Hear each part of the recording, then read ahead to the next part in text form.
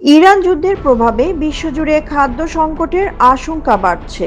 প্রায় ৩ সপ্তাহ ধরে চলমান এই সংঘাত ইতোমধ্যে বৈশ্বিক অর্থনীতিকে চাপের মুখে ফেলেছে। সংঘাতের জেরে হরমুজ প্রণালী দিয়ে তেল পরিবহন বন্ধের ঘোষণা দেয় ইরান।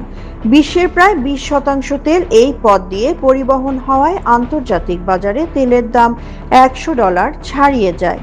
তবে তেলের পাশাপাশি বড় উদ্বেগ তৈরি হয়েছে সারের বাজারে। বিশ্বের উল্লেখযোগ্য অংশের ইউরিয়া ও অন্যান্য সার উপসাগরীয় দেশগুলো থেকে হরমুজ প্রণালীর মাধ্যমে রপ্তানি হয়।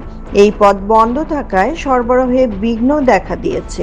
এদিকে গ্যাস সরবরাহের সমস্যা ও পরিবহন সংকটে অনেক সার কারখানা উৎপাদন কমিয়েছে। কাতারের বৃহৎ ইউরিয়া উৎপাদনও বন্ধ হয়েছে বলে জানা গেছে।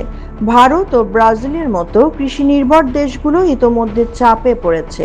ভারত তার প্রায় 40% সার মধ্যপ্রাচ্য থেকে আমদানি করে, আর ব্রাজিলের বড় অংশই আসে এই রুট দিয়ে।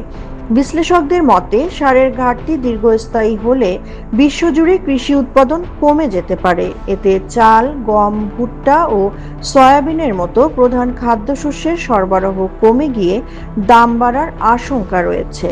ইতোমধ্যে আন্তর্জাতিক বাজারে ইউরিয়ার দাম উল্লেখযোগ্য হারে বেড়েছে। পরিস্থিতি অব্যাহত থাকলে খাদ্য সংকট আরও তীব্র হতে পারে বলে সতর্ক করছেন বিশেষজ্ঞরা। সাদিয়া রহমান, আন্তর্জাতিক ডেস্ক, বার্তা বিচিত্রা।